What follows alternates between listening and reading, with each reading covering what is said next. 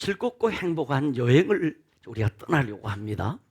그런데 이 여행이 행복하고 즐거운 여행이 되려고 하면 몇 가지 조건이 필요한데, 첫째는 무엇이 충족돼야 될까요?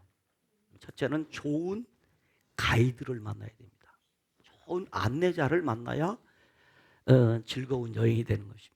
두 번째는요, 즐거운 여행을 하려면 동행하는 동행자들이 좋아야 됩니다. 또요, 그럼 끝났나요? 그럼 이제 됐어요?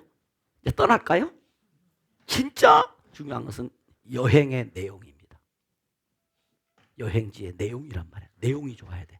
가서 보니까 볼 게 있더라, 즐길 게 있더라, 유익하더라. 좋은 여행이 되려면 좋은 가이드를 만나야 되고 좋은 동행자를 만나야 되고, 그러니까 여러분 신앙생활도 마찬가지입니다. 좋은 동행자들을 만나는 것이 축복입니다. 목사가 목회를 하는데도 목회를 행복하게 하느냐 행복하지 못하게 하느냐 하면 좋은 성도를 만나야 목사가 행복한 거예요. 여러분도 마찬가지예요. 여러분도 신앙생활 하는데 진짜 중요한 게 뭐냐면 좋은 목사를 만나는 것이 신앙생활의 행복이라. 자, 그러면 오늘부터 우리는 3월 말까지 1월, 2월, 3월 3개월 동안 11번에 걸쳐서 마가와 함께 시작하는 복음 여행을 3개월 동안 떠납니다. 기대가 되지요? 뭐 한다고요? 여행을 떠난다고요. 누구와 함께? 마가와 함께 오늘부터 시작하는 이 복음 여행을 3개월 동안 할까? 절대 중간에 집 돌아가면 안 됩니다. 그래서 오늘 우리는 복음 여행의 가이드로 마가를 우리는 선택했습니다. 우리의 가이드가 누구라고요? 마가. 그래서 여행에 함께 동행하는 동행자들은 누구이냐? 세겹절 신앙운동에 동참하시는 여러분들이 이번 복음 여행의 동행자들이고, 이 복음 여행에 저와 여러분만 가는 것이 아니라 우리 가운데 성령님이 함께 해 주십니다. 그리고 우리의 복음 여행의 목적지는 어디냐? 마가복음입니다. 그래서 저는 마가와 함께 시작하는 복음 여행이라는 이런 큰 타이틀을 가지고 기대와 설레임으로 마가복음 설교를 시작합니다. 2세기의 교회의 아버지라 불리우던 교부 이레니우스는 지구촌에 동서남북이 있듯이 복음에는 사복음이 있어야 한다라고 했습니다. 그런데 우리 하나님께서는 우리에게 마태복음, 마가복음, 누가복음, 요한복음 이렇게 사복음서를 선물로 주셨습니다. 그래서 그 사복음서 중에 두 번째 책인, 지난해에는 우리 2023년에는 이 사복음서 중에 세 번째 책인 누가복음을 우리가 살펴봤어요. 그래서 올해는 마가복음을 이제 매일 새벽 예배와 또 세겹절 신앙운동 조원들과 함께 읽으면서 은혜를 받고 있습니까? 그리고 주일마다 목사의 설교를 통해서 저와 여러분이 은혜를 받게 되었습니다. 그리고 마가와 함께 시작하는 이 복음 여행에 하나님께서 함께 하시고 성령님이 역사하시고 예수 그리스도께서 큰 은혜를 주실 것입니다. 그러므로 마가복음을 통하여 저와 여러분이 은혜 위에 은혜를 받게 될 것을 믿습니다. 그러면 첫 번째, 복음 여행의 가이드인 마가를 좀 소개하려고 합니다. 성령님께서는 세리 마태를 부르셔서 왕으로 오신 예수님을 유대인들에게 소개를 했습니다. 그리고 의사 누가를 부르셔서 헬라인들에게 완전한 인간으로 오신 예수님을 전파하도록 하기 위해서 누가복음을 기록하게 하셨으며, 사도 요한의 마음에 성령님이 불을 지피셔서 세계 만민에게 하나님의 아들이신 예수님을 전파하도록 하기 위해서 요한복음을 기록하도록 하셨습니다.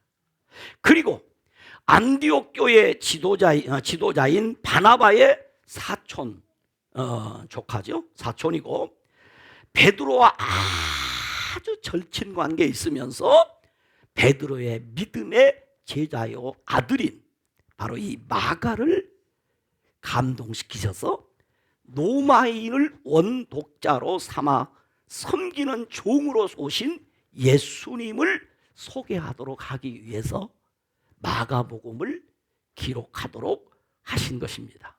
그러면 구체적으로 좀 더 우리가 들어가 봐야 되겠죠. 성경에 보면 바울이라는 사람을 소개할 때 유대식 이름으로 사울이라고 소개를 합니다. 그리고 로마식 이름으로 바울이라고 소개합니다. 간혹 혹자들은 사울이 바울로 바뀌었다 이렇게 얘기해요. 그래서 우리도 사울이 바울로 바뀌듯이 우리도 그렇게 변화돼야 됩니다. 이런 얘기를 합니다. 좀 답답한 얘기죠. 그게 아니고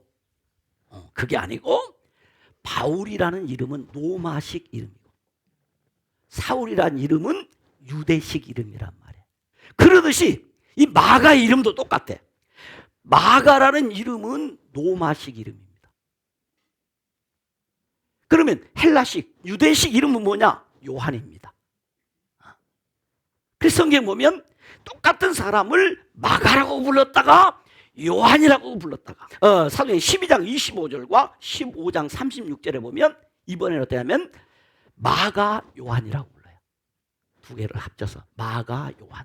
그런데 마가를 소개하기 전에 반드시 먼저 소개해야 될 분이 있습니다. 그가 누구냐면 그의 어머니 마리아입니다. 이 어머니 마리아는 아버지가 일찍 돌아가셨는지 어쨌는지 아버지는 전혀 알 수가 없습니다. 성경에서 밝히지 않기 때문에. 그런데 아주 믿음이 좋은 경건한 유대인 여자였어요. 그런데 이 어머니는 상당한 재력이 있었어요. 어떻게 알 수 있느냐면 그 어머니에게는 집이 있었는데 그 집이 어느 정도냐 120명이 함께 모여 예배할 수 있고 기도할 수 있는 공간이니까 큰 집입니다. 그런 집이 있었어요. 그래서 그 어머니는 자기 집을 오픈해서 개방해서 예수님의 최후 만찬을 하시는 장소가 바로 이 마가 요한의 어머니 집입니다. 마가 요한의 집에서 최후 만찬을 하셨어요. 그런가 하면 예수님께서 승천하신 후에 예수님의 12제자와 성도들 약 120명이 함께 모여 기도할 수 있도록 기도의 장소로 제공했는데 그 장소가 마가 요한의 어머니의 집이었단 말이에요. 그럼 얼마나 대단한 사람이에요. 그뿐만이 아닙니다. 그래서 그 장소에서 오순절 성령이 임재했는데 누구네 집에 임했다? 마가 요한의 어머니 그 집 다락방에 성령이 임했어. 그래서 마가 요한의 어머니가 원래 그랬는지 어쨌는지 모르지만 성령이 임하고 나서 그 집에서 뭐가 시작됐냐? 예루살렘 교회가 신약 교회가 탄생하는 거예요. 그래서 그 후에도 계속해서 예루살렘 교회 성도들은 어디 모였느냐? 마가 요한의 어머니 집에 모였어요. 그래서 여러분 사도행전 12장에 보면 베드로가 감옥에 갇혔다가 하나님의 기적적인 방법으로 감옥에서 나오게 됩니다. 밤에 천사들이 이끌려서. 그때 이 베드로가 어디로 갔느냐? 마가 요한의 어머니의 집, 그 마가의 다락방으로 갔어요. 문을 두드리니까 사람들이 뭐 하고 있었다? 밤새도록 기도하고 있어. 그러니까 거기 따라왔던 성도의 자녀이 누구지? 노대라는 조그마한 아이가 와서 누구세요? 그러니까 나야. 그러니까 누군지 모르겠다. 문을 안 열어줘 이 아이가. 야, 이 녀석아 목사님이라니까. 아니 목사님이 뭔지 몰라요. 우리 목사님 감옥에 가셨어요. 감옥에 가시다고 말이 어디 오셨냐고 문도 안 열어줘. 그때 바로 성도들이 모여 기도했던 장소가 마가 요한의 집이었어요. 전설에 의하면 AD 70년에 디토 장군이 예루살렘을 점령해서 예루살렘 시내가 거의 불탔는데 유일하게 불타지 않고 남아있는 그 집이 마가 요한의 집이었어요. 지금은 어떻게 되냐? 지금은 그 마가 요한의 집에 예배당이 지어져 있어요. 자, 여기서 우리는 많은 것을 교훈하게 되죠. 그 어머니의 헌신으로 예수님의 12제자 반열에는 마가가 속하지 않습니다. 12제자 아니에요? 예수님 12제자 이름에 마가 나와요, 안 나와요? 안 나와요. 그러나 자, 자기 집에서 교회가 되어서 모이고 거기서 예배를 드리고 기도하다 보니까 자연스럽게 마가는 누구를 만나게 됩니까? 교회 지도자들을 만나게 됩니다. 그래서 예수님의 제자 중에도 열심히 특심한 누구? 베드로를 자주 만나는 거예요. 그래서 베드로와 친분이 아주 깊어진 거죠. 그러면서 베드로에게 신앙적 영향을 받고 그의 삼촌인 바나바의 돌봄을 받습니다. 그래서 여러분 사도행전 13장에 보면 바울이 1차 전도행을 떠날 때 이 바나바와 바울이 함께 떠나는데 누구를 데리고 갑니까? 마가를 데리고 가요. 마가를. 그러니까 베드로와의 신앙 교제를 통해서 신앙에 많은 영향을 얻어서 나중에는 이 베드로의 믿음의 아들, 바울에게 있어서 믿음의 아들이 디모데라면 베드로에게 있어서 믿음의 아들은 바로 마가예요. 그리고 바울의 첫 번째 전도행에 함께 했으나 어찌했다? 실패했어요. 가다가 힘드니까 돌아왔어요. 그래서 얼마나 바울이 열받았는지 몰라. 그러니까 여러분 성경에 읽어보면 알지만 이 바울은 호락호락한 사람이다, 깐깐한 사람이다? 깐깐해요. 2차 전도행을 떠날 때 바나바가 또 마가를 데리고 가려고 하니까 바울이 그럽시다 그랬죠. 어쨌어요? 안 된다. 나는 마가 인정 못한다. 그래서 사실은 마가 때문에 바나바와 바울이 헤어지는 거예요. 그 다음부터는 사실은 바나바와 바울이 함께 사역을 안 하는 거예요. 그러니까 나중에 이 마가가 바울과 함께 사역합니다. 그래서 바울은 나중에 이 마가를 두고 무엇이라고 하냐면 나의 동역자라고 해요. 그리고 뭐냐면 그가 디모데후서 마지막 그 유언서라고 하는 디모데후서에 이 마가를 무엇이라고 말하냐면 나의 일에 유익한 사람이라고 해요. 그렇다면 바나바의 따뜻한 사랑과 그리고 베드로의 모범적인 돌봄과 바울의 혹독한 연단을 잘 받았다는 거예요. 왜냐하면 사람이요 훌륭한 사람, 유명한 사람 되려면 세 사람을 만나야 돼요. 첫째는 따뜻하게 돌보는 사람이 필요해요. 그리고 우리 아이들이 음악을 하거나 뭐 할 때도 어떤 일을 할 때 어렸을 때는 재미있게 할 수 있는 한 선생님을 만나는 거예요. 그거 가지고는 안 돼요. 바나바 갖고는 안 돼요. 그 다음에 누구를 만나야 되느냐? 혹독한 지도자를 만나야 됩니다. 눈물 쏙쏙 뽑아놓는 이런 지도자를 만나야 돼요. 그게 바울이었습니다. 그런가 하면 신앙의 대가를 만나야 돼. 그게 베드로였습니다. 이런 사람을 만난 거예요. 여기서 우리는 중요한 교훈을 얻습니다. 그것은 주님의 교회를 위해서 드려진 삶, 주님의 복음을 위해 쓰임받는 가정, 주님의 나라를 위해서 헌신된 생애야말로 참 복된 삶이라는 거죠. 이 복된 가정, 이 복된 생애를 사는 어머니의 신앙의 열매로 자란 사람이 누구다? 마가라는 거예요. 절대 그냥 빚어지지 않는다 하는 거예요. 어머니의 신앙의 열매로 맺어진 사람이 바로 마가라는 거예요. 여러분 교회에서 열심히 하나님 앞에 신앙생활하면서 여러분을 통해서 이렇게 멋진 하나님의 사람들이 빚어지는 그런 은혜가 있기를 주님의 이름으로 축원합니다. 두 번째는 좋은 스승, 곧 다양한 영적 거성들을 만나는 것이 축복입니다. 좋은 지도자를 만나는 것은 축복이에요. 마가는 누구를 만났습니까? 바나바를 만났고, 누구를 만났어요? 바울을 만났고, 누구를 만났고? 베드로를 만나는, 그야말로 영적 거성들을 만나는 그런 복을 받았어요. 이러한 영적 거성들의 손에서 이 마가라는 연약한 사람이 보석과 같이 다듬어지고 또 다듬어지고 또 다듬어지다 보니까 뭐가 됐어요? 보석이 된 거예요. 어? 그런 과정 없이, 그런 훈련 없이 보석이 될 수 없어.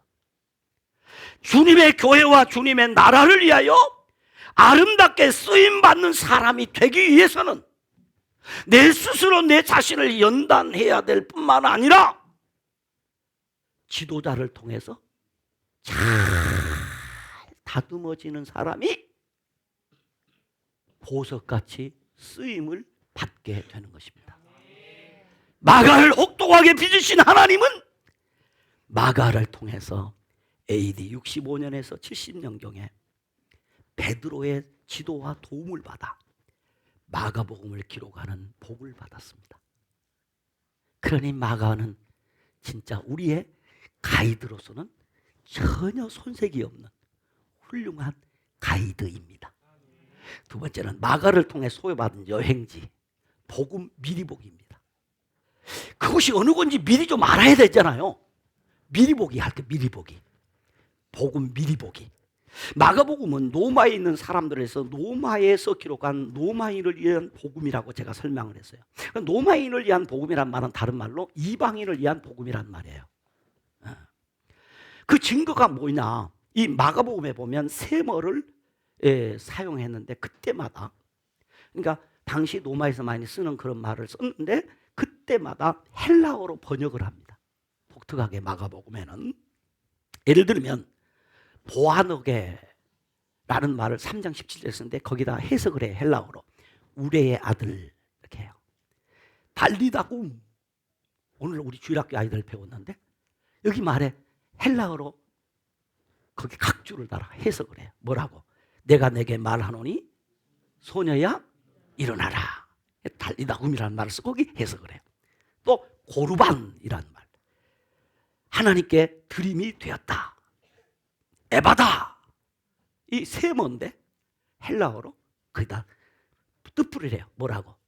열리다 라는 말. 엘리 라마 사박다니, 나의 하나님 어찌하여 나를 버리셨나이까 라는 이런 말을 써요. 그런가 하면 로마 화폐 단위를 써요. 유대 화폐 단위가 아니라 로마 화폐 단위. 예를 들어서 이 넵돈이라는 말을 이 로마어로 고드란트라는 말을 써요. 그런가 하면 로마 이 군인들의 직명인 이 시병이라는 단어, 이러고 보니까 로마에 있는 사람들을 위해서 로마에서 이 마가복음을 기록했다는 증거예요.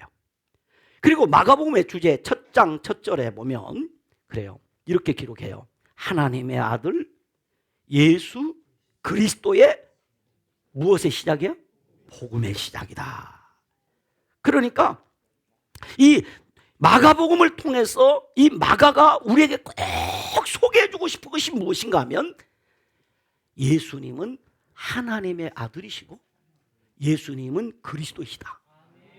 이것을 우리에게 보여주고 싶어 한다는 거죠. 그래서 이 마가복음 한 중앙에 8장에 베드로의 신앙 고백을 통해서 간단히 말해 주는 그리스도시다 라고 우리에게 소개해 줍니다. 그러니까 이 마가복음을 통해서 꼭 우리에게 마가가 보여줘야 될 것, 소개해야 될 것이 뭐냐면 예수 그리스도는 누구이시냐 하는 거죠.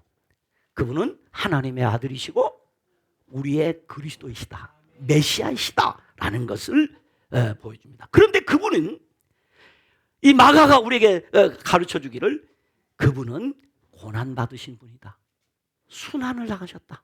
그러므로 마가복음은 종의 복음, 순환의 복음이라고 해. 그래서 마가복음의 3분의 그 전체 내용의 3분의 1을 차지해서 예수님은 많은 사람을 위해서 대속물로서 고난을 받으셨다.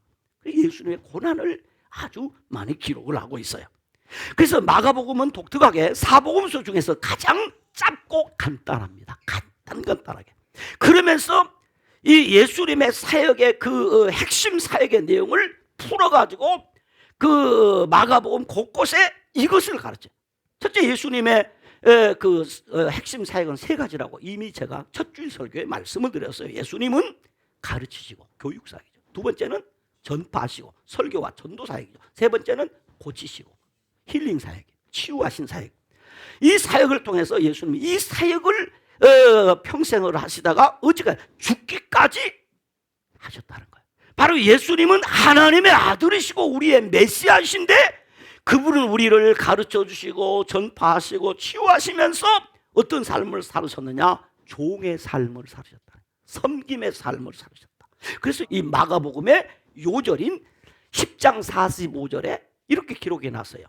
10장 45절 같이 한번 읽어볼까요? 화면 띄워주시래요. 같이 읽습니다. 시작. 인자가 온 것은 섬김을 받으려 함이 아니라 도리어 섬기려 하고 자기 목숨을 많은 사람의 대속물로 주려 함이라. 이렇게 이 5절 한 절로 예수님의 삶을 딱 요약해 주는 거죠. 그래서 예수님은 어떤 삶을 사셨다? 섬김의 삶을 사셨다라고 해서, 그래서 1장에서 10장까지 내용을 보면 갈릴리와 베레아 지역을 중심으로 예수님은 말씀을 가르치고 기적을 행하심으로 섬기시는 예수님의 모습을 소개를 해줘요. 그런가 하면 이제 11장에서 16장까지는 유대와 예루살렘을 중심으로 고난받으시면서 자신의 생명을 내어주기까지 섬김의 삶을 사시는 예수님의 모습을 우리에게 소개하고 있어요. 누가?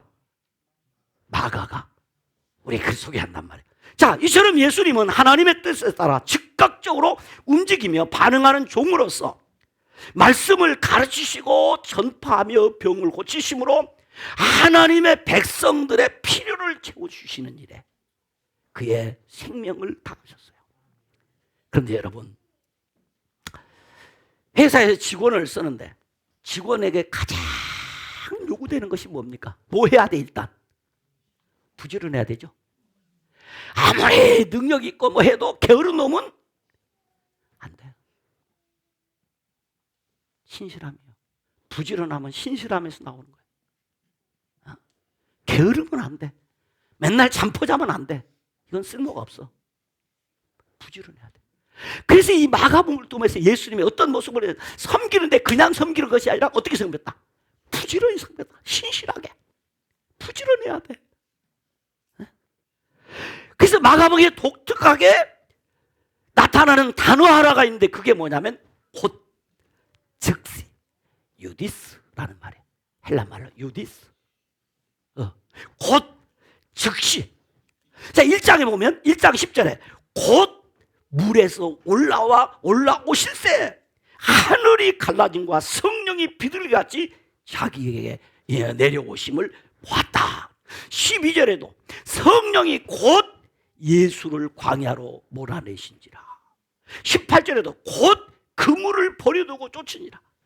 20절에도 곧 부르시니 그 아비 세베대를 삭군들과 함께 배에 버려두고 예수를 따르니라. 28절에 예수의 소문이 곧 온 갈릴리 사방에 퍼지니라. 자, 예수님이 부지런하게 움직이니까 제자들도 부지런히 움직이고 주변 환경도 부지런하게 움직이더라. 부지런해야 돼. 예수님은 곧 하네요. 바쁘시게 일하셨다는 거예요. 바쁘시게. 예수님의 부르심을 받은 날도 즉시 순종을 했어요. 예수님의 소문도 빨리빨리 속도전을 했어요. 곧 즉시 바로바로. 그래서 오늘 1장 1절에서도 하나님의 아들 예수 그리스도의 복음이 바로 뭐 했다? 뭐 거두절미하고 설명 안 하고 바로 시작됐다. 그래서 선언을 해버립니다. 구차하게 설명 안 합니다. 하나님의 아들 예수 그리스도의 복음이 시작됐습니다 하고 선언해버립니다. 마치 창세기 1장 1절에 태초에 하나님이 천지를 창조해버렸습니다. 창조 선포입니다. 하나님의 절대주권의 선포입니다. 선포. 마태복음 1장 1절에 아브라함과 다윗은 예수 그리스도의 세계입니다 하고 열려버리듯이 하나님의 복음이 시작됐습니다 하고 그냥 알려버린 거죠. 그러니까 하나님의 아들 예수 그리스도의 복음이 시작되었습니다 라고, 복음이 시작됐다. 그럼 이제 복음의 역사가 나타난다 이거죠. 그 복음의 역사가 나타나기 위해서 예수님이 하신 것이 가르치시고 전파하시고 고치셨다는 거죠. 복음을 받아들이면 우리가 하나님 나라를 알게 되고 그 하나님의 나라를 만방에 전파하게 되고 그 복음을 받아들이면 우리에게 고치는 역사가 나타나, 힐링이 나타나는 거예요. 복음이 뭡니까? 복음 여러 가지 여러분 듣죠. 뭐 기쁜 소식, 좋은 소식, 뭐 영어로 굿뉴스, 또 가스펠이라고. 이 복음이라는 말은 히브리 말에 베소라라는 말인데 똑같은 소식이에요. 좋은 소식, 기쁜 소식. 뭐냐면 이 말이 어디서 나왔느냐면 전령이 전쟁에 나갔는데 그 전령이 전쟁에서 이겼습니다 하는 그 소식을 성 안에 있는 사람들에게 알려주는 거예요. 전쟁에 나간 병사들이 전쟁에서 이겼습니다. 전쟁 승리의 소식이 복음이에요. 그런가 하면 이 전쟁은 이스라엘 백성들에게서 바벨론의 포로로 잡혀간 백성들이 포로에서 돌아옵니다. 이것이 복음이란 말이에요. 기쁜 소식이란 말이죠. 복음을 어렵게 생각하면. 근데 이 복음 중에 복음은 예수 그리스도의 복음입니다. 죽은 자가 살아나는 복음입니다. 멸망할 자가 영생을 얻는 것이 복음이거든요. 예수 그리스도의 복음. 그래서 영어 성경에 보면 반드시 그 복음이라는 말, 굿뉴스라는 말, 가스펠이라는 말에 앞에 관사가 붙습니다. 더. 그 복음. 어떤 복음? 구약에서 말한 그 복음. 하나님이 약속한 그 복음. 다른 복음은 없다는 거죠. 그래서 성경은 말합니다. 예수님께서 내가 곧 길이요 진리요 생명이니 나로 말미암지 않고는 아버지께로 올 자가 없느니라 그랬어요. 주 예수를 믿으라. 그리하면 너와 내 집이 뭘 얻는다? 구원을 얻는다. 누구든지 주의 이름을 부르는 자는 구원을 얻는다. 이것이 복음이에요. 그 복음. 오직 하나님의 아들 예수 그리스도 그분만이 우리의 복음이다 이 말이에요. 그러므로 하나님의 아들 예수의 출현이 복음에 시작된 것이다. 복음이 시작됐다. 그래서 1절에 그리 말을 했어요. 그러므로 이 복음 여행에 함께한 성도들은 종의 도를 따라서 어찌해야 된다는 거예요? 섬김의 삶을 살아야 한다는 거죠. 두 번째는 이 복음 여행을 통해서 더 부지런히 순종의 삶을 살아야 한다. 세 번째는 하나님의 아들 예수 그리스도를 나의 구주와 주님으로 믿는 믿음의 삶을 살아야 한다. 그렇습니다. 복음은 삶입니다. 따라서 복음은 삶이다. 복음은 삶이다. 어떤 삶이냐? 섬김의 삶이에요. 복음은 어떤 삶이냐? 순종의 삶이에요. 복음은 어떤 삶이냐? 믿음의 삶이에요. 삶이 필요하다. 사랑하는 형제자매 여러분, 섬김의 삶은 복음의 시작을 알리는 우리 주님의 삶이었습니다. 예수님께서는 섬김의 삶을 사시다가 마침내 십자가에서 우리 죄를 위해서 죽으셨습니다. 그것은 곧 하나님의 구원 성취를 위한 하나님의 계획의 순종의 삶이었습니다. 아멘입니까? 그리고 부활하신 예수님이 40일 만에 승천하셨습니다. 그 예수님이 승천하시면서 말씀하시기를 다시 오신다. 재림의 약속을 하셨습니다. 이것이 복음입니다. 그러므로 복음을 믿는 성도는 재림하실 주님을 기다리면서 믿음의 삶을 살아야 합니다. 그러므로 복음은 삶이다. 따라서 복음은 삶이다. 복음을 믿는 성도는 누구든지 섬김의 삶을 살아야 합니다. 누가 먼저가 아닙니다. 내가 먼저입니다. 섬기시는 거예요. 여행을 하면 우리 이 복음 여행을 통해서 꼭 붙잡아야 될 것은 우리가 여행하는 이 복음 여행에서 섬김의 삶을 살아야 한다. 그리고 주의 나라와 복음을 위해서 자신을 연단하고 다듬어서 순종의 삶을 살아야 한다. 나를 다듬어야 돼. 그래서 순종의 삶을 살아야 돼. 그 과정에 많은 어려움이 있어요. 그러죠? 많은, 예수님도 채찍에도 맞으시고 핍박도 당하시고 많은 어려움이 있어요. 그럼에도 불구하고 복음이신 하나님의 아들 예수 그리스도의 재림을 대망하며, 재림하실 예수 그리스도를 대망하면서 복음을 믿는 믿음으로 여기까지 이른 거예요. 그러므로 복음이 삶입니다. 그 삶은 섬김의 삶, 순종의 삶, 믿음의 삶입니다. 따라서 복음은 삶이다. 기도합니다. 하나님 아버지, 그렇습니다. 복음은 삶입니다. 단순히 그저 복음을 우리가 공부하고 그렇다고 하는 것이 아니라 예수님이 이 마가복음을 통해서 우리에게 가르쳐준 이 메시지, 섬김의 삶, 순종의 삶, 믿음의 삶을 우리가 표현해내는 그런 여행이 되기를 원합니다. 복음이 우리 삶을 통해서 꽃을 피우게 하시고, 복음이 우리의 삶을 통해서 열매가 되게 하시고, 복음이 우리 삶을 통해서 30배, 60배, 100배의 축복이 되게 하여 주시옵소서. 예수님 이름으로 기도드리옵나이다. 아멘.